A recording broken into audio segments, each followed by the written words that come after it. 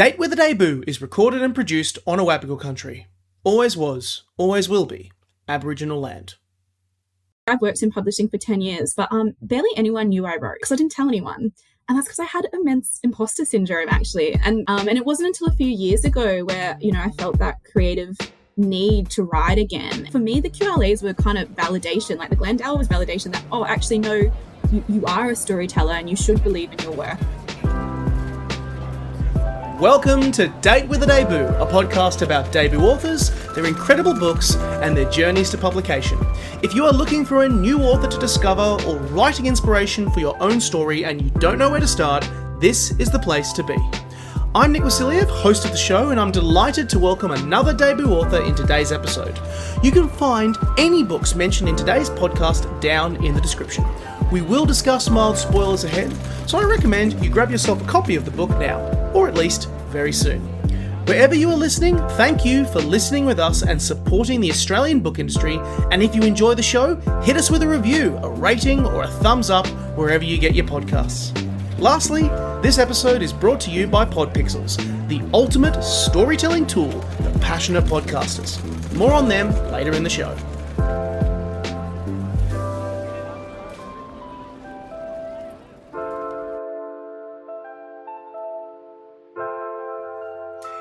Hello everybody, it is Date with a Debut time. Nick Wasiliev here on Awabakal Country, and for today's episode we dive into a complex world of relationships, desire, meaning, and the women's body.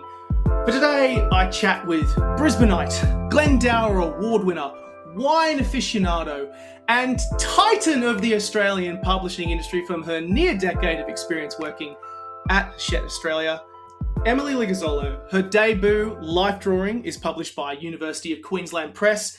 It is out in the world at the time of us talking right now. You can get it down in the description box. You can get it at your local bookstore. You can check it out at your local library, wherever it is. You can get a copy of it. Joining me all the way from beautiful Meanjin country, I must say, Emily, it is strange to see you here because we were literally just talking about it in the lead up, but you and I have chatted many times over the last few years, and you're in the position where you recommend books to me.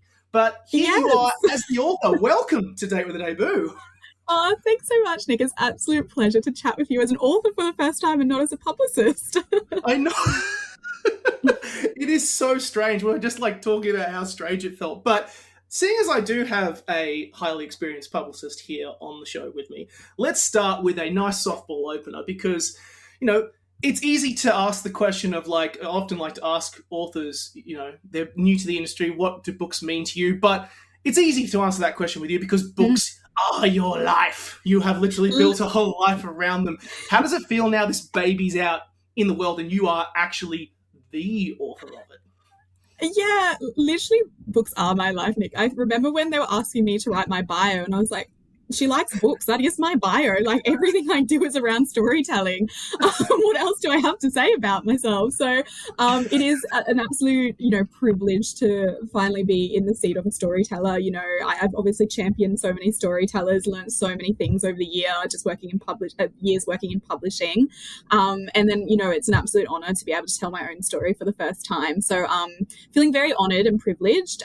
But it is bizarre. It is bizarre to have worked 10 years in the industry and then as I was saying to you before, go into bookstores for the first time. Now I'm signing my name on them rather than the author beside me, the lovely author beside me. So it is a bit of a bizarre experience for sure. Yeah, but of course, actually it's a good chance to ask this question now, seeing as you're familiar with that treadmill of publicity that authors go through. And at the time of us talking, this book has been out in the world for a little while. There's been some wonderful reactions to it. Lots of people have had a lot to say. Have there been any reactions that surprised you, or a reader interaction that surprised you, or something that caught you off guard?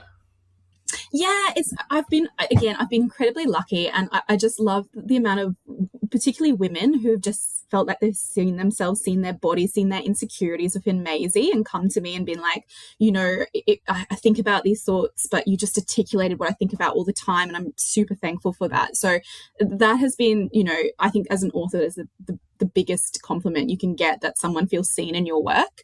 I think the thing that surprised me the most is people do not like characters who are flawed.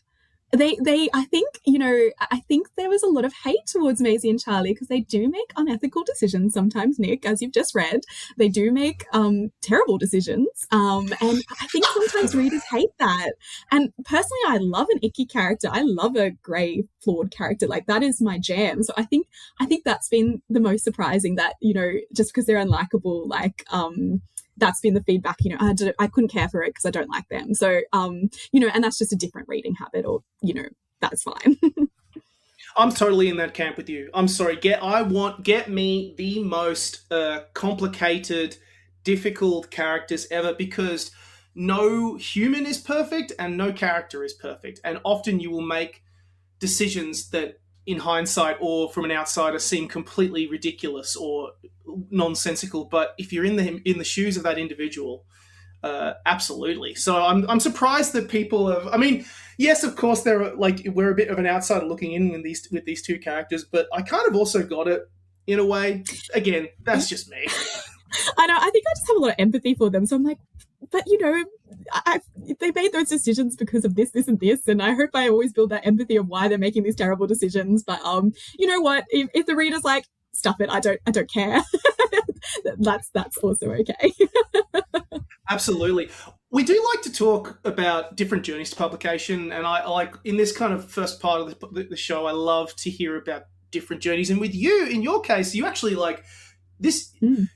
This came together for you for a while, and then you won an award for life drawing. It won the Glendower Award for for a Queensland emerging writer at the Queensland Literary Awards. Can you talk to me about how valuable that award is, and also talk to me about the value, seeing as you're kind of, you've been in the industry for a while, about the value of those kind of unpublished manuscript awards and why they are actually such a valuable option if you are someone who is looking to get published. Yeah, absolutely. Obviously, I mean, the unpublished manuscript awards, there's so many with publishers now, with, the VPLAs and QLAs and things like that. So there are so many fantastic pathways to publication for authors who are unpublished to go through. I feel like publishing can feel like a closed industry sometimes, and it's really hard if you don't, have connections, you don't have an agent to, you break into those contacts in that industry. So they're super valuable, and some brilliant books have come through those kinds of awards. And also sometimes, potentially don't have the funding, or maybe, it's a mentoring experience, so you can actually have the time and money to finish that manuscript, which you haven't been allowed before. So honestly, like, I cannot state enough that the profound effect these awards have for writers, and giving opportunities potentially to people who would never have these opportunities to begin with.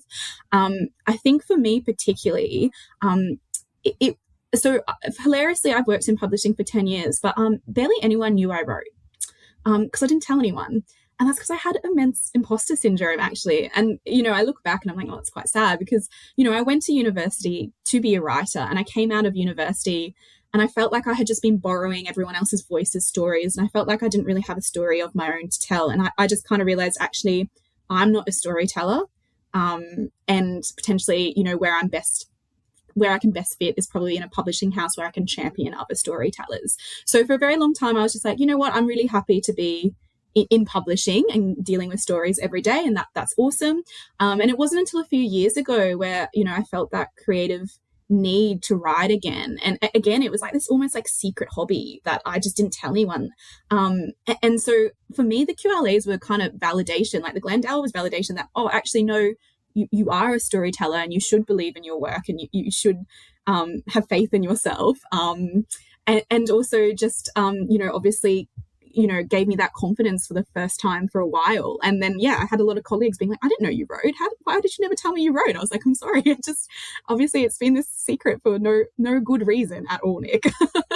Like, it is so nice to know that that is not the only experience, like, that you kind of had that imposter syndrome feel to it, because I had a similar experience as myself when I worked at Booktopia, and I was like, had published a book, custom publish, and then I thought, oh, look, you know, it was just my first book. No one's going to touch it. Like, we'll keep it away. And then within 2 days of being there, the deputy director of the whole company sat down and said, "You've written a book." They've done their... You're outed. You've written a book. You've written a book. Why aren't we distributing that? And I went, oh crap. Yeah. And then the rest is history. And so it's nice to know that even when you feel imposter syndrome, if it helps people in the industry who have been in it for a while, everyone feels it. And so that's exactly right. Yeah, everyone feels it. Even award-winning authors, like down the line, years from now, feel it. Like, you know, I think we all think that, you know, one day we're going to feel like a pro and feel like an author, but I feel like a lot of us will never get there and always feel a little bit impostery. So, yeah, I think just back yourself. That's my main advice. Just have a bit of faith that everyone can be a storyteller. Back yourself. Ad break time. Stop the podcast. Hey everyone, just thought I'd stop to let you know that today's episode is sponsored by Podpixels, the Trent Dalton of professional podcast platforms. Question, do you have a desire for a great podcast? How are you going to build it? What about the design work? Won't it cost a fortune? Fear not, for Podpixels is a simple, done-for-you website service built specifically for podcasts. They are here to deliver that professional look to your podcast to make it easier for listeners to find your show, and all for one great monthly price. From hobbyists to pros, Podpixels has you covered. Their team provides domains, website hosting, backup, security, and support, handling the full setup and making sure that your show is up to date and allowing you to focus on what you do best, podcast. With Podpixels, you can achieve your full podcasting vision. They are the ultimate one-stop solution for anyone looking to build an online home for their podcast. Check them out below in the show notes and tell them that Nick from Date with a Day Boo sent you. Thank you, Podpixels, for sponsoring the show. Emily backed herself because it resulted in this beautiful, wonderful, fantastic literary gem of a book, Life Drawing, which we're now going to dive in and talk about. This is the part of the show, because the book's been out for a little while, you should be well versed in this, Emily. This is the part of the show where we do the classic elevator pitch. I've hopped into the lift going up to the Hachette offices. I think that's where you are at the moment, where you're recording this. Yes, you can see all the books behind me. I know. I was appreciating all of the books that you've got on the wall, but all the posters you've got on the wall. But give us your 1 minute pitch. What is Life Drawing about? Yeah, so Life Drawing is about two undergraduates, Maisie and Charlie, who meet in a life drawing session. Maisie is the life model and Charlie is the artist. And it's a love story between them that travels across years through, you know, their youth, early share house days where it's quite messy and gritty, into late 20s where, you know, the fractures of relationships are really coming forward, and later on into life where, you know, motherhood and parenthood are explored. So we follow the trajectory of their love story, but we also follow the trajectory of a love story between a woman and her body, and that's through Maisie and her body, and how women's bodies are sexualized, hated, commodified, and then hopefully finally loved. And so I really wanted to explore those two relationships of how a woman can see her body through this overarching love story with Charlie. Nailed it. Ding. Lift has arrived. It's excellent. Perfect. I'm hooked. I'm sold.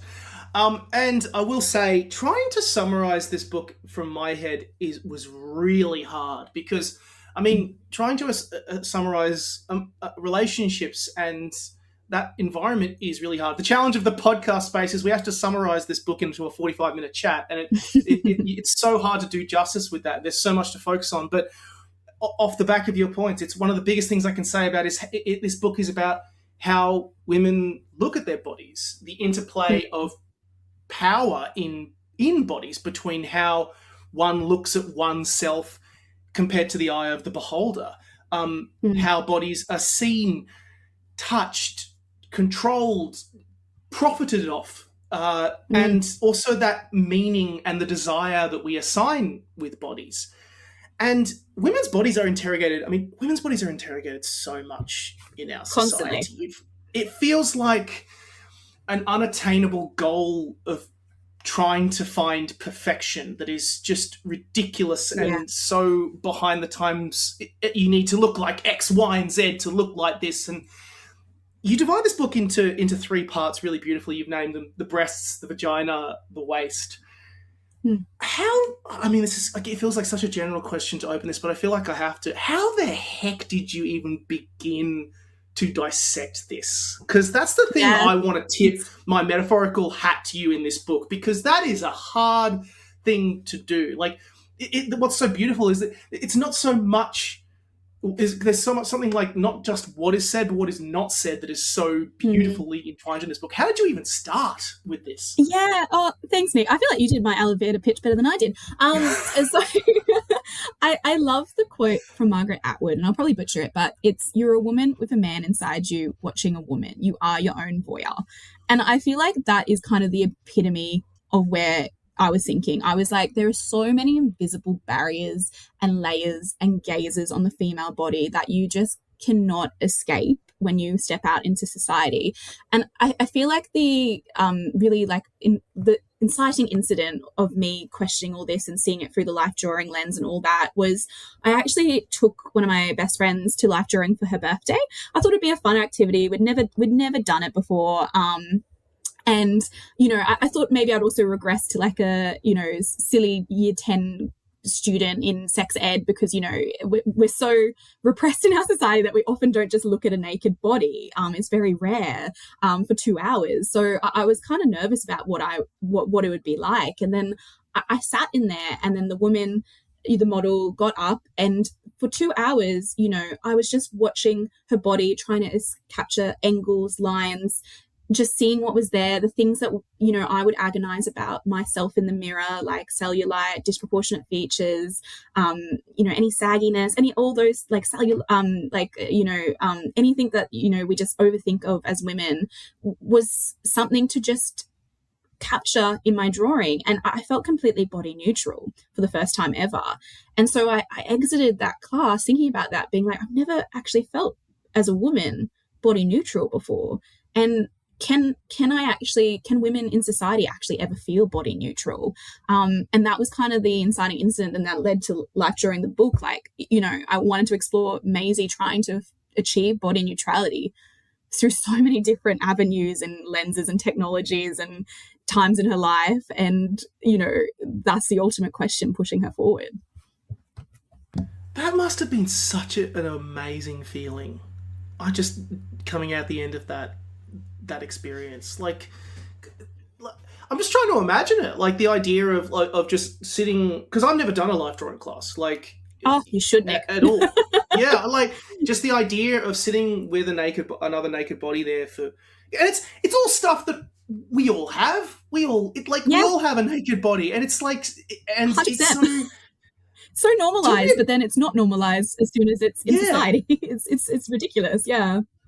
Yeah, I will say, off the back of that, like we were talking about just before we started recording, the one thing I also really latched onto with this book is how tactile this book is. Like, I felt a strong sense of touch reading this book. I'm going to give you another compliment, because I think another big reason for that is you have a very kind voice in this story. It reminded me of a couple of really fantastic films that I watched where I felt a real sense of kindness from the director. I mean, the one off the top of my head is a coming out story called First Girl that I loved, which is the story of this girl discovering her own sexuality in herself, which I think is a beautiful movie. And it deals with that. But like the intimacy between Charlie and Maisie in particular, especially in part one, in the breasts, you capture something there. It's also why, like, when you see men in the story treat Maisie's body with pure primal sexual desire, there's a photo that is shared around that's added to a wank bank. There's a whole story plot, which we won't go into too much detail for spoilers. We do light spoilers, we're not too deep, about, Pornhub and sex work that, but it's kind of based around that primal sexual desire. And that also kind of goes back to that point of, like, you're just looking at that person like that, but you're not understanding that person. in a way. Yeah. Yeah, absolutely. I think, throughout the novel, we keep getting everyone's iterations of what Maisie's body is to them. And you can see from Maisie that that is not her relationship to her body. That's not how she feels about her body. But like, you see all the gazes, and like, obviously Toby, as you mentioned before, it's like incredibly predatory, awful, primal kind of gaze. And then with Charlie, it's a lot more softer, but then very idealistic, and often puts her on a pedestal and wants this perfect picture in his head. And so that also can be problematic. And so I just really wanted to play with like all these different lenses of her body, and like how actually it's never really a true story of what her body actually is, and that's a functional body. It's always being taken away and commodified, or as you said, sexualized or hated on, or added to a wank bank, as you said, or consumed online, and it's just never neutral in all these spaces. Yeah. I want to go back to like a couple of scenes really early on off the back of this. Of course, the first scene is a life drawing class, which is actually, of course, again, where the title of the book comes from. And this whole idea of trying to capture the essence of a person. There's a really tender scene near the end of part one where Charlie, like last scene of it, where Charlie draws Maisie and captures what's called the Gestalt, with the German word meaning whole or holistic. Yes, my German brain immediately picked up on that straight away. Talk to me about like not just the essence of capturing the whole, but also because this is also a story not just about Maisie and her own body, but about this relationship between these two characters. Talk to me about writing connection, because I feel like those kind of moments between those two, particularly that scene, really intertwined those themes together very beautifully. Yeah, I love that question. Gestalt as well. I love that word. It's such a cool word. When I found it, I was like, oh, I have to use this. But I think there's a bit of a duality with those scenes, because there was two things I was trying to show in those scenes. Like, one was obviously the male gaze. The whole idea that she is literally a muse, he is the artist. And, I feel like muse gets such a bad rep as a word. Really, it should just be an inspiration in art, but really it's kind of in our evolution of society become this sexual caricature. And there's almost like that overtone with how Charlie deals with that scene, because he's met her before. He's been attracted to her, and he can't, get away from that whole muse ideology of like, I'm obviously very attracted to this woman that I'm drawing. Whereas life drawing is meant to be literally not thinking about them as, a subject of desire or a subject that has a personality or anything like that. It's meant to be about the form, the human, the human movement, the strength of angles, all those kinds of things. And so there's like this clear opposition starting already. But then I kind of loved it as a way later on to actually show how he loves her, how he loves her body from just, loving her as a person. So I feel like they're very different scenes and his gaze. And like at the beginning, it is that kind of dissection of, the artist, the muse, what does the male gaze mean? But then later on becomes like a really loving act between them, and him wanting to, her to love her body because he loves her body for what it is by that point. So, I feel like, so many conversations going on with that whole life drawing element. Yeah. This is why I find it so hard to compartmentalize this novel down, because it touches on so much. But I love that there's a scene later on where they were both like, because she keeps these drawings and how they were like, we were both like really frustrated, like turned on. We were both horny when that scene happened. But that also kind of captures it. It captures that interplay between them, which I think is there's something beautiful in that. It's a bit sexy as well. Like, absolutely. It's definitely used as like a sexiness connection between them as well. Like, her body, again, as I said, there's so many ways it's kind of consumed or seen or loved and throughout it. And like, again, as you go through their love story, it's in very different ways. And sometimes it's a bit more insidious, and sometimes it is meant to be loving, and sometimes, maybe a little bit unethical, when they shouldn't be keeping those drawings later on in life and things like that. So I was really interested in that interplay of what does that mean actually, and having that representation of her body still there all those years later, what does that actually mean for them? Absolutely. Let's talk about these two characters a little bit more. I want to zero in on Maisie first and foremost, because there's kind of two elements to her story. First of all, the element of her with her own journey with her body and acceptance and how her body changes, but also in this relationship she has with Charlie. A reviewer of the Sydney Morning Herald kind of initially says how she kind of described that she's actively courting the male gaze in part one. I kind of slightly disagreed with that. It was true, but it wasn't the whole story, because she craves openness. She craves honesty. That is her measurement of value for Maisie. I mean, that's why she's with Toby, despite the fact that he's a complete bastard, because I think there's a great line where she says that he's the most honest man she knows. He doesn't pretend to be anything else other than what he is. I love how there's so many. I was pulling like great lines that you made out of this story that I was like, I don't know how the hell I'm going to ever be able to squeeze them all into this podcast. But like, I love how she finds conversation as intimate as sex. Like, there's the nuances of it, the whole element to it. It's the conversation is as the connection and nuance of conversation is as beautiful to her as the naked body. There's repeating phrases in this story of nothing happened, but everything happened. Like, no sex happened, but something else happened. Talk to me. Again. Talk to me about Maisie. No, that's fine. It's true. It's true. Talk to me about Maisie and the journey she goes on with her body in this story, because it's a very key part of it. Yeah, absolutely. And so it is broken up into 3 parts, as you mentioned: the breasts, the vagina, the waist. And, you know, I could say that they're almost separate books. I don't know if you felt like that as a reader as well. Yes. But they're stylistically different. Maisie is almost a different person in each of them, as you are when, you know, you change so much from 20 to like 27, 28. You're a very different person to them what you are in parenthood at 35 or whatever.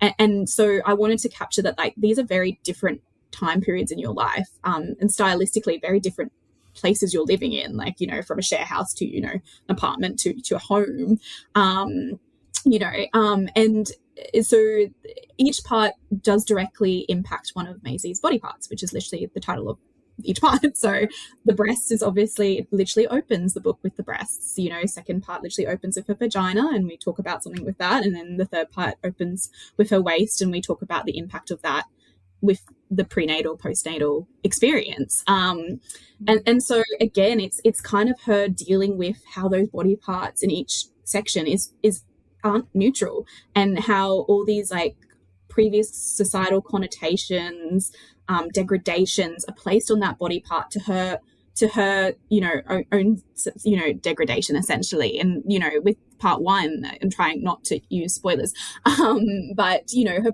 breasts, and like, they're taken away from her. They are distributed and taken away from her and sexualized. And, you know, she's the one who has to deal with that. She's the one who's ridiculed. She's the one who, you know, everyone ostracizes because of it. And then, you know, she kind of realizes, actually, potentially there's a different narrative that I can tell with my body to claim some of that power that has been taken away from me.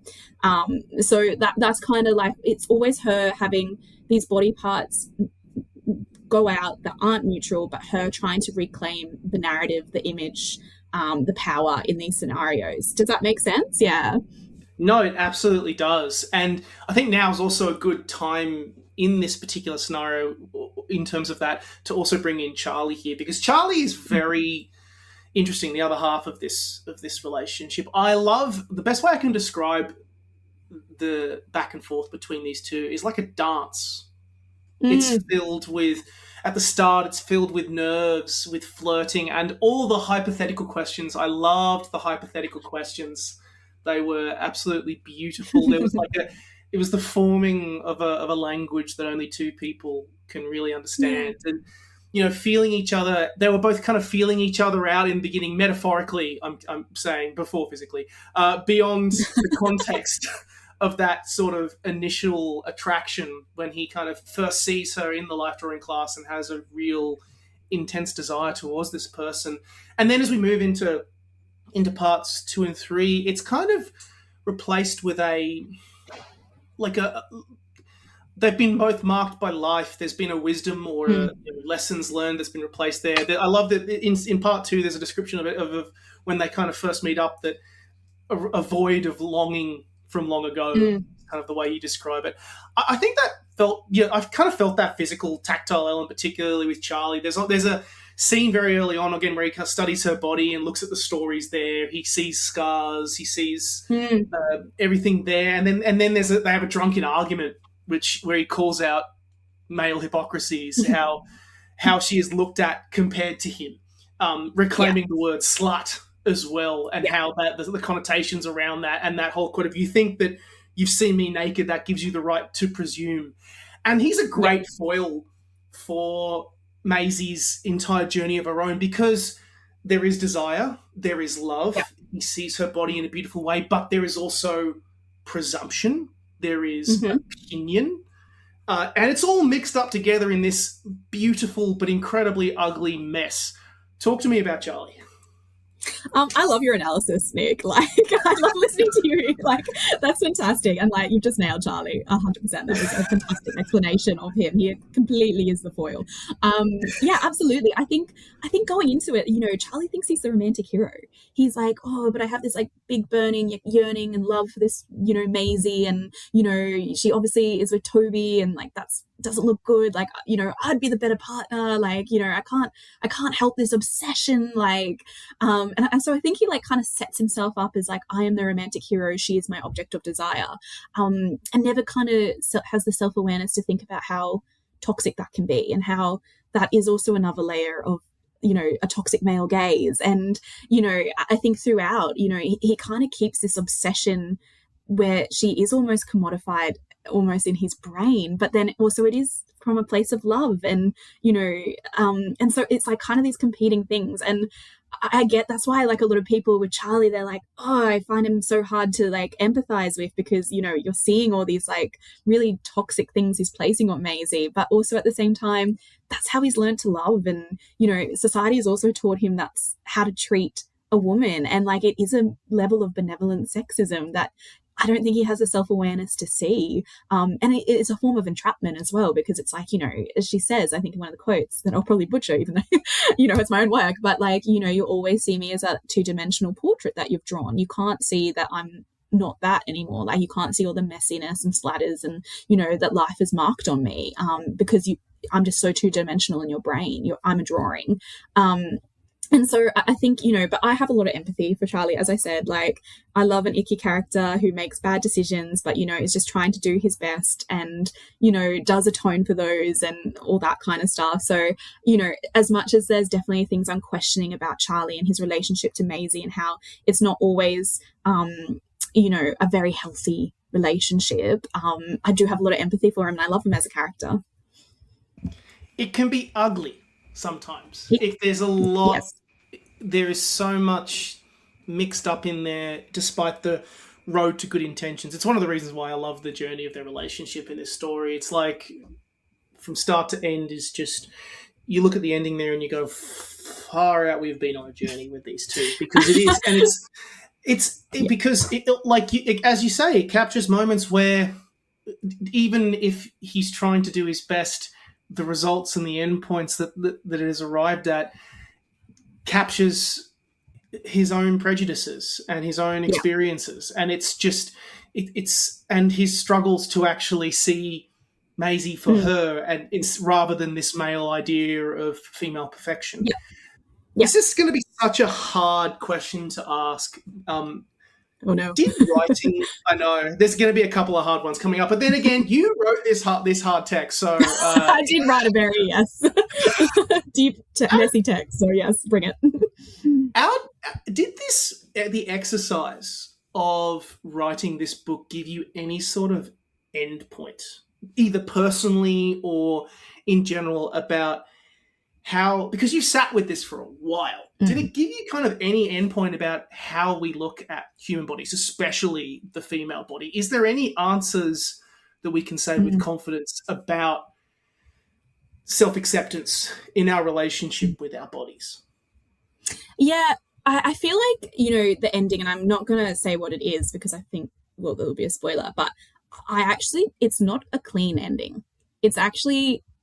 leaves you pondering the same questions that you ponder at the beginning, because you're still in the same kind of gaze that you begin with. Does that make sense? I'm trying not to give away spoilers. So you're doing a great job.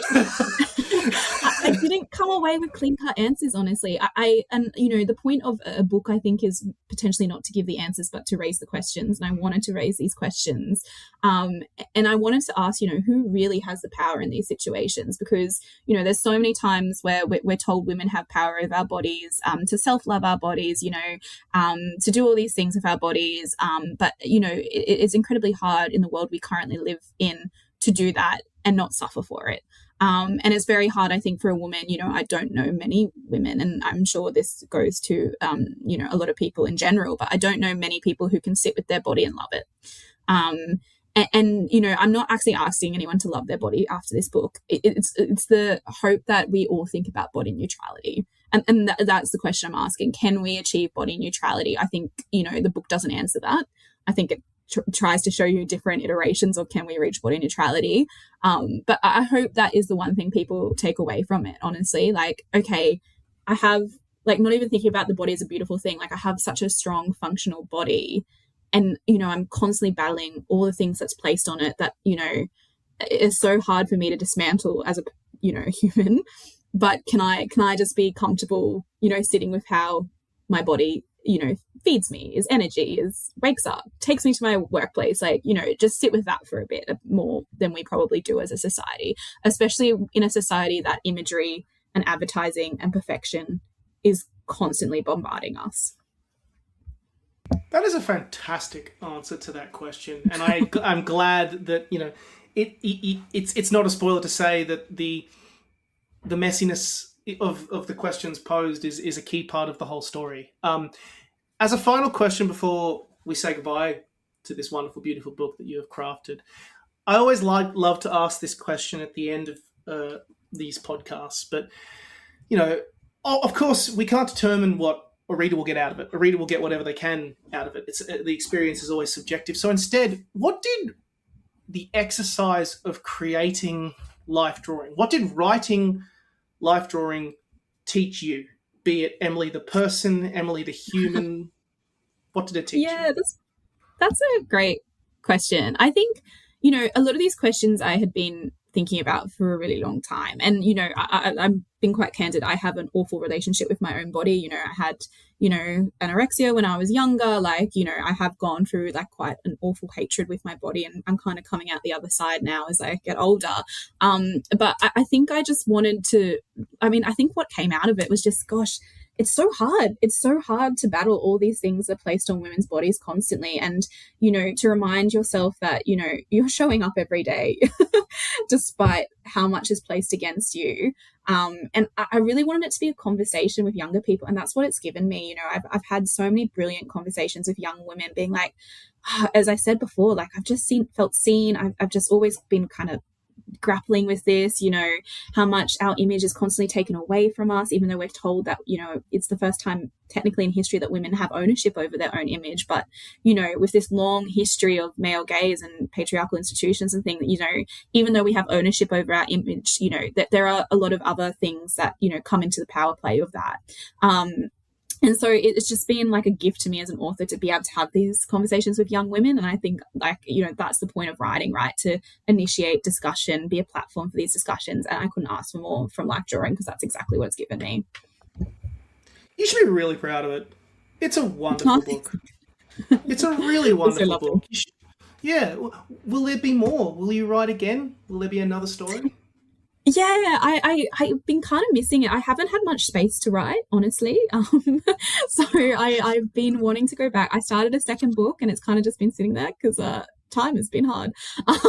So I can't wait to go back. And yes, I hope there will be more, but I need to do better time management, I'd say. I will also say here, I think exercising kindness, particularly when you work in the publishing industry and you also write, is incredibly important, because some days I would work, after lugging around 3,000 copies of, a high profile book, I would go home and I would want to do anything but write a book. I'd want to just get away from books and have a break for a bit. So whatever comes next, I would be excited to see what happens, but this is a wonderful book, and again, you should be really, really proud of it. It's a wonderful story. Thanks so much, Nick. It's so lovely of you. Thank you. Hey everyone, Nick here. I'm excited to announce that I've launched a brand new book newsletter featuring book reviews, recommendations, latest news from the publishing world, opinion pieces, short stories, and more. One monthly newsletter, no spam, just the good book stuff. The sort of email you're glad shows up in your inbox. Sign up now for free, and for a small additional monthly fee, get early access to Date with a Debut episodes and exclusive content, including special extra episodes with our guests, Second Date, where they run another gauntlet of rapid-fire questions. Subscribe to my newsletter in the show notes below. We'll finish off this podcast. We like to finish off with a rapid-fire part of the date, where I basically fling a bunch of questions and Emily gives me the first answers that come to her head. Emily, are you ready? Yes, I always get stressed like these things, but I can do it. I was warned, I can do it. Every single author tells me that they're always stressed, and then we dive into it and then we're fine. So the benefit of being someone who works in the publishing industry is you have access to a lot of books and you get to read a lot of books. So I will start off by asking, what has been your favourite book that you have read in the last 12 months? Yeah, there's been so many, honestly, but I have to pick one, I know. I feel like the one that keeps staying with me, and it's kind of one of those books, I love books where you just highlight lines, you're like, that line, I keep coming back to it, it was so beautiful, it communicated so much with so little, and that was Dream State by Eric Puchner. And it's just, it's kind of turns on its head the family American story in all these very interesting ways, and it's a fantastic discussion of what society is. I know there's a rapid fire as well, so I feel like I'm going into too much I'll detail. let you go when it comes to books. I'll let you go as long as you want. We can wax. So I will stop now. I actually haven't heard of that one, so I will have to add that to my TBR pile that is now taller than my house. So yeah, I can imagine, but it is brilliant. It was an Oprah Winfrey pick as well, if that's any endorsement. So yes. What is your favourite debut novel that you've ever read? Again, this is so hard because obviously in publishing I get to read so many brilliant debuts, but I think the one that really stayed with me, and it was when I was quite new to Hachette actually as a publicist. So as publicists, we often read books way before they come out. And I knew it was called Song of the Crocodile by Nadia Simpson, and I was sent the manuscript. Yep. And I didn't know what to expect. I knew it'd come through Black and White and I didn't know too much about it. And oh my goodness, that book, I just couldn't stop reading it. It blew me away. I never read something so lyrically beautiful and then so sad, and such an epic tale, and just everything about that book is just magically brilliant. So I hats off to Nadi, and I was very lucky to be the publicist for that book as well. So I think that is probably the debut that I was just blown away by. We've not had Nadi mentioned on this podcast, and I'm so glad that she is mentioned now. So absolutely to that. You obviously kind of mentioned that you did a life drawing class, which kind of proved the inspiration for the novel. Mm-hmm. Are you now a regular life drawing class aficionado? Do you go to them frequently? The funny thing is I'm actually quite awful at art, like drawing. So I enjoy them just because of the vibe and, the body neutrality and trying to, do something analog in a very digital world. But I'm actually not a very good artist. But the great thing about life drawing is, the publicity, it's all been a lot of life drawing sessions, which has been really fun. Like, you can't ask for more as like an artist to get to do life drawing as, book promotion. So, I've been quite enjoying that. So I've done a lot in the last month, I will say, Nick. Oh, that would be so much fun. What a great excuse to do a whole bunch of life drawing classes with a book called Life Drawing. Exactly. And I think I'm just going to name all my books as hobbies now that I want to do, so then I can just tie it into the publicity. Oh God, I'm trying to think of what other hobby you could do next. God, who knows? Yeah, I'll think of whatever it will be, a second novel. I will just want to give you a shout out. You absolutely nail the uni house life experience. It took me back to a fun time of many drunken nights and going out to places and then being absolutely hammered to an absurd degree. What was it like revisiting that on the page and revisiting that what time? Oh my God, it was actually, I feel I had to cut a lot of the share house scenes actually, Nick. I had to cut like 20,000 words. So I just feel like I was so nostalgic about the share house experience, and I was just wanting to live all the parties, and I was having a great time, and they weren't actually quite relevant to the plot. So I had to scrap a lot of that. So I think I enjoyed that a lot. The house that I actually picture it is like a real house that exists on Warren Street, like had many a house party there. Like that was like the vivid setting in my mind when I was writing it. And it's funny because everyone, I feel like a big thing for this book, everyone's like, oh, took me right back to my share house days. And everyone's so fond about it. But I'm like, remember, it wasn't that fun when we it was a very chaotic, messy time. Like you probably hated your housemates at the time. But I think we all look back on those memories very, very fondly because it is just such a like pivotal experience. Like, I don't know. I loved it. I really enjoyed going back. I liked it because it didn't carry it showed like a time where we really didn't have humongous responsibility. And I just was like, oh God, take me back to those times where I didn't have to pay a mortgage or do jobs or what the hell. Agree. We just got drunk. That's what we did. I know. I look back at our uni days and I'm like, oh, we really didn't know how good we had it back then. Like, literally, like, no responsibility. Like, I know. Do you have a favorite word? Oh, let's go Gestalt at the moment because it's a very good one. I just love that one. Yeah, probably mispronouncing it as well, but it's just such a brilliant word. I think I love it. Yeah, it's a great word, Gestalt. And also shout out to German words because there are so many amazing, fun German words out there that we should do a deep dive on it one day about like all the crazy words that they don't have in English, but they have in German. Translation, yeah. Do a translation one. Is there, speaking on the topic of body neutrality, is there a text or a film or something that you would recommend people go and explore if you want to dive into the world of body neutrality or after reading, life drawing and wanting to explore more about this topic? Can I just say people should do life drawing? Yeah, of course. I feel like people should just do life drawing, and it's funny how many people have never done it, like yourself, Nick. Just I think because they're a bit intimidated by it, and I feel like the best way to achieve body neutrality is literally to stare at a naked body and think about it as angles, lines, shape, just how you can replicate it on paper. And no other art form I think will achieve body neutrality more than doing a life drawing session. So that's going to be my answer. I like it. Nice answer. Engaging in an activity like that. There is a good thing that we did at the Newcastle Writers Festival. I had Emma Payin, Sam Elliott, and Alejandro Martinez on the panel, and we debunked the entire concept of show don't tell, and we think it's a piece of garbage, and we hate that saying as a saying in writing. If you could remove one assumption about the world of writing and from the writing experience that you had, what would it be? I think personally that there is a way to write and it's chronological. Or, you must do it as patchwork, or you must sit and write for 2 hours a day in the morning when your brain is wired the most, or, you have to carve out time every Friday to sit at your computer. I just think, I'm always very, and I think a lot of writers will agree with this, like there is no fast rule for producing a book. Honestly.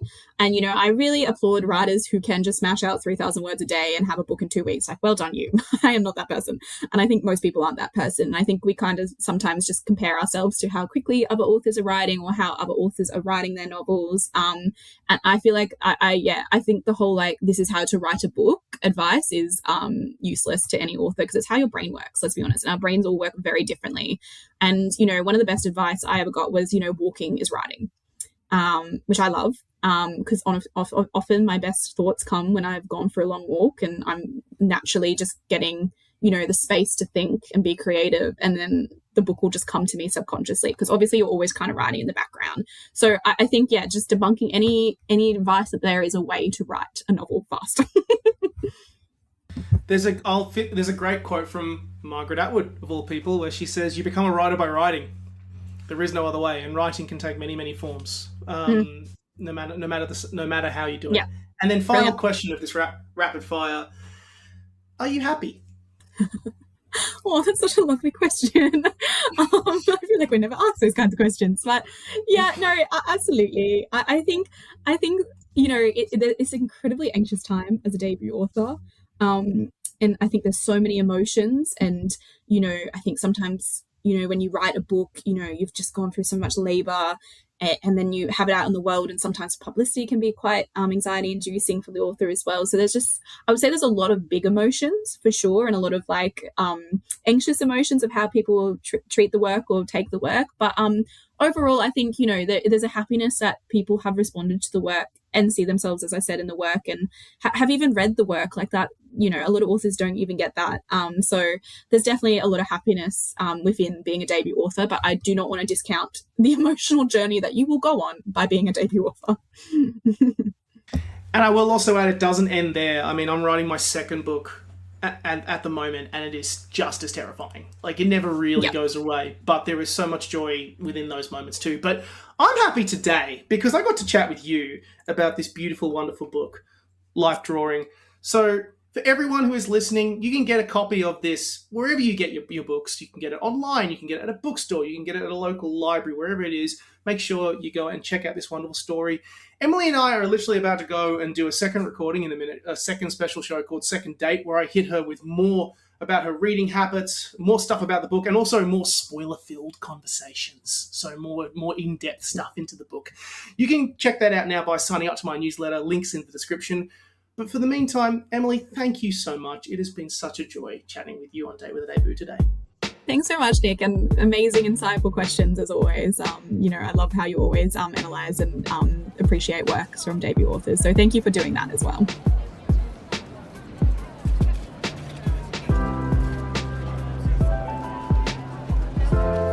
Thank you for listening to today's episode of Date with a Debut, and for listening to the Words and Nerds channel. You can find all books mentioned in today's episode down in the description box, and if you enjoyed the show, drop us a review, leave us 5 stars or a thumbs up wherever you get your podcasts. If you want to hear episodes when they drop, be sure to subscribe to Words and Nerds, or you can subscribe to Date with a Debut on Podbean to hear the latest episodes as they drop.